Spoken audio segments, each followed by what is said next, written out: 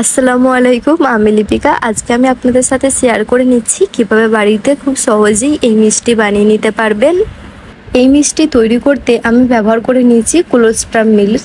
প্রথমেই এখানে দুধ থেকে আমি কিছুটা ছানা কাটিয়ে নিয়েছি। ছানা থেকে জল ঝরিয়ে নেওয়ার জন্য এখানে আমি একটা সুতির কাপড় ব্যবহার করেছি। এখন এই সুতির কাপড়টা একটা পাত্রের উপরে দিয়ে ওই যে ছানার জলটা ওটা সবটাই দিয়ে দিলাম। তারপরে খুব ভালোভাবে এই কাপড়টাকে বেঁধে দিয়েছি আর উপরে একটা ভারী কিছু জিনিস চাপিয়ে দেবেন, তাহলে দেখবেন যতটুকু জল আছে একদম ভালোভাবে বেরিয়ে যাবে আর মিষ্টিটা খুব সুন্দরভাবে তৈরিও হবে। আপনারা কিন্তু অবশ্যই এই মিষ্টি বাড়িতে বানিয়ে দেখবেন। এখানে আমি গ্যাসের ওভেনটা অন করে নিলাম, তারপরে একটা কড়াইয়ের মধ্যে দিয়ে দিয়েছি চিনি। এরপরে এই চিনিটাকে একদম লো মিডিয়ামে একটু ক্যারামেল করে নিচ্ছি।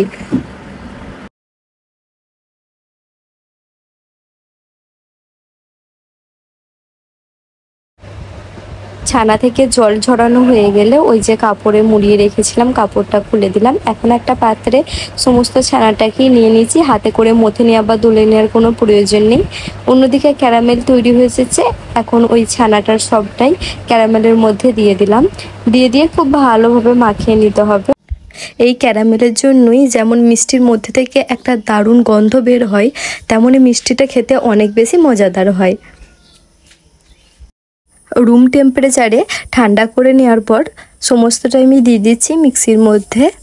আপনাদের প্রয়োজন মনে হলে এখানে কিছুটা লিকুইড দুধ ব্যবহার করতে পারেন। লিকুইড দুধ ব্যবহার করলে খুব সুন্দর একটা টেক্সচার আসে, স্মুথনেসটাও খুব সুন্দর চলে আসে। দেখতেই পাচ্ছেন এখানে কীরকমভাবে আমি পেস্টটা বানিয়ে নিয়েছি। কড়াইয়ের মধ্যে প্রথমে দিলাম লিকুইড দুধ, তারপরে ছোট চামচের 4 চামচ দিয়ে দিলাম মিল্ক পাউডার, দিয়ে দিচ্ছি অল্প পরিমাণে এলাচ। তারপরেও এই মিক্সির মধ্যে যে পেস্টটা করে রেখেছিলাম সেটা সমস্তটাই দিয়ে দিচ্ছি।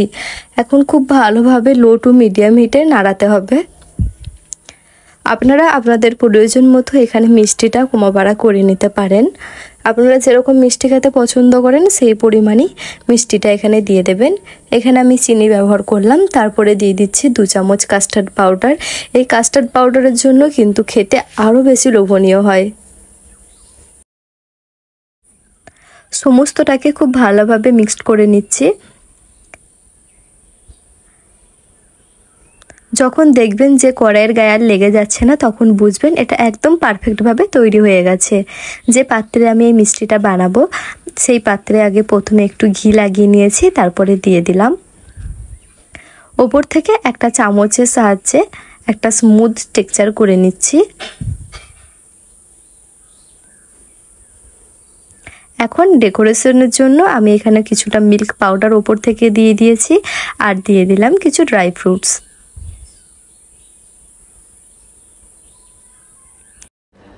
2 ঘন্টার জন্য ফ্রিজে রেখে দিয়েছিলাম নরমালে সেট হওয়ার জন্য।